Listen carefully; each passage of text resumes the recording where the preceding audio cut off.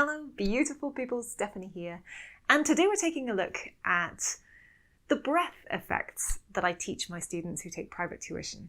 And the reason I teach these breath effects is because they have this fantastic ability to transform the way you play tin whistle as soon as you know how to use them. So to follow along with today's tutorial, you'll need a whistle in the key of D and yourself.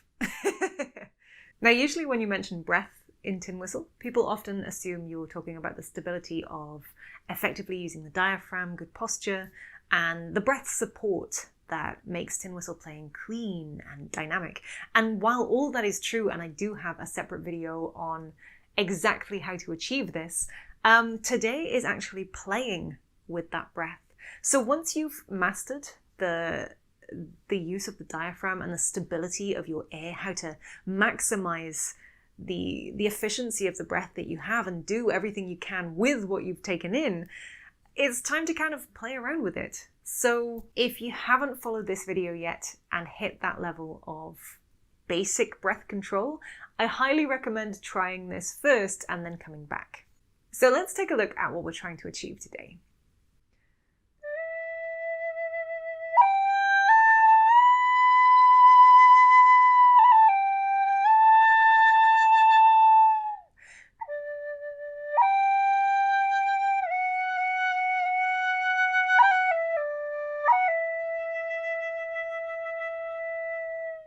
We're actually trying to achieve a lilting, yearning, longing sound when we play. That rise and fall in breath pressure, in energy that gives a song, a tune, a melody, its heart and soul. The most basic way to practice this is to think about, firstly, blowing a standard note. Let's go for a G.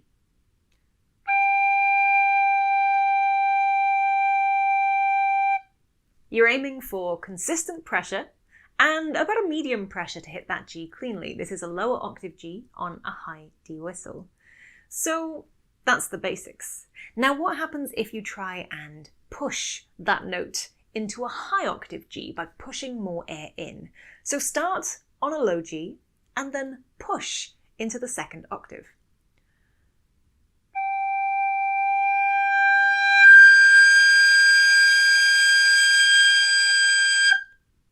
Good. So that overblow, as we call it on tin whistle, that extra breath, that extra pressure and air speed that we put into the whistle takes us from a low octave note to a high octave note. Now what I want you to do is try and push that low G as much as you can before it breaks into the second octave, like this.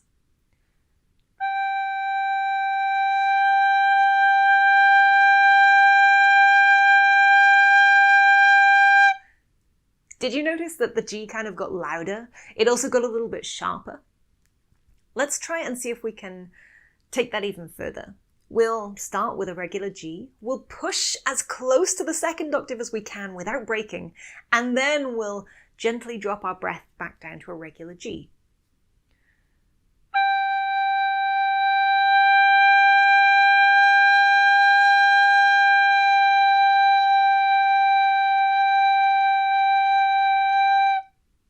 Okay, great. Now, if you've managed to follow that, what you've mastered is your bass level and you've increased the breath pressure in your whistle, and then you come back down to bass level. But bass level isn't the lowest we can go. Try playing that low G as quietly as you possibly can, with as little air as possible, like this.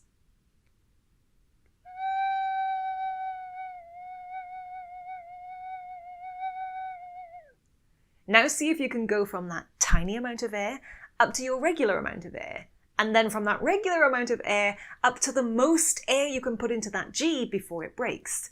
Something like this.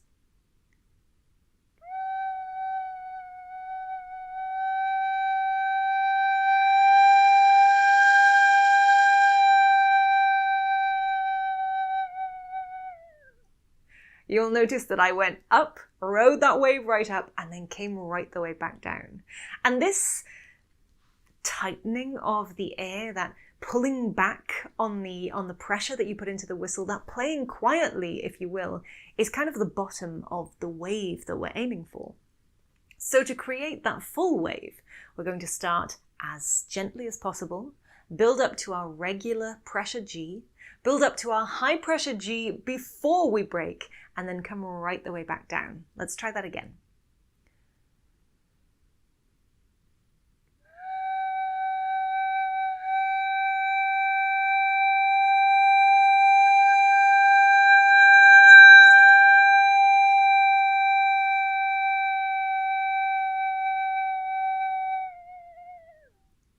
It's not easy, but it's definitely there. Now what we've done at the moment is we've worked on that wave. We come in low, we swoop up high, and then we dip back down.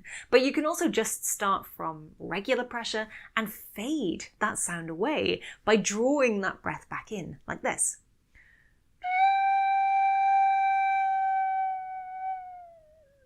It acts as a gradual fade off of your sound that you sometimes hear at the end of a song. So you can do that on any note on your whistle.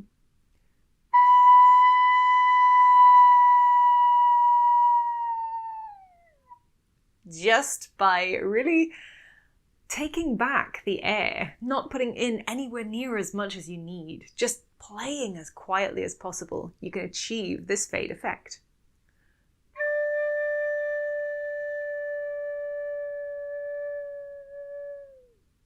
You'll notice as well that the pitch of these notes changes. The less breath I use, the flatter the notes are. The more breath I use, the sharper the notes are. So what you're essentially doing when you use these breath effects is bending the pitch. Now at the moment we've worked on a slow and exaggerated wave, but what happens if we condense that wave so it's faster? It's a quick start that's quiet, a quick build up, and then a quick dip back down. It might sound like this.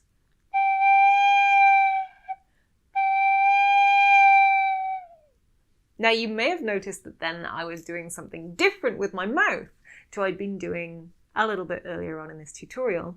And that is because actually using the space and changing the shape of the inside of your mouth will affect the air pressure that you put into your whistle.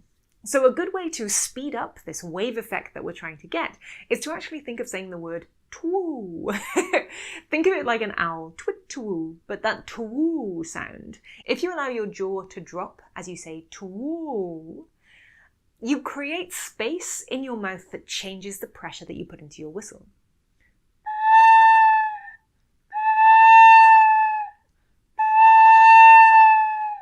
Now you're probably thinking, what is the point of these effects? It sounds really strange, it doesn't sound nice, it doesn't sound good.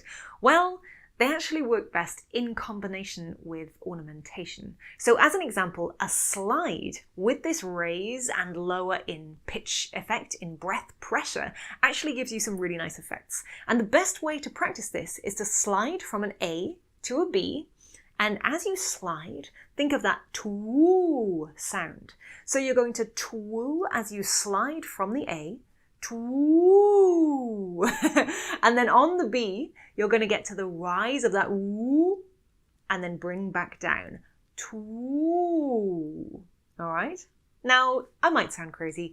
I certainly look crazy, but let's give that a try.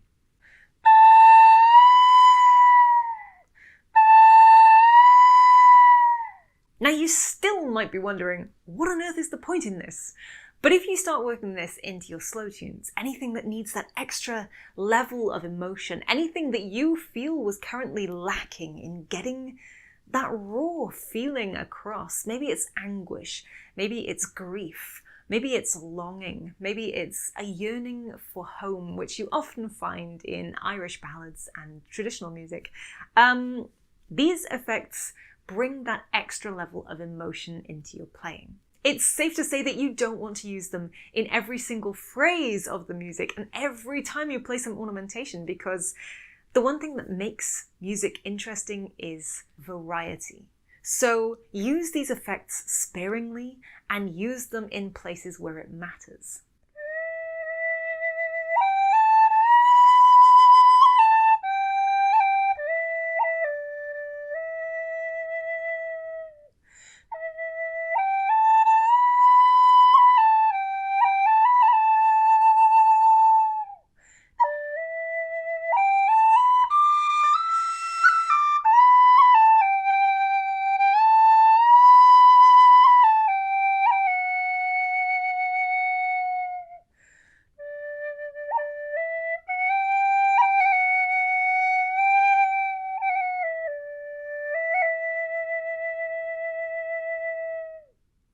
hope you found this useful. If you did, please do hit that big thumbs up button.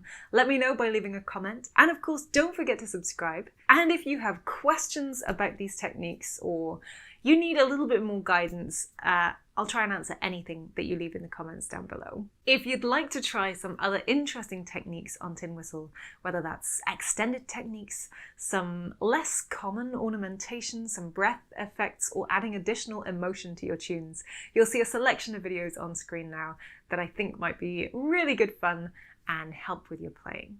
Thanks for watching, happy whistling, and I'll see you guys again soon for some more tin whistle tips, tin whistle tunes, and tin whistle fun. Bye!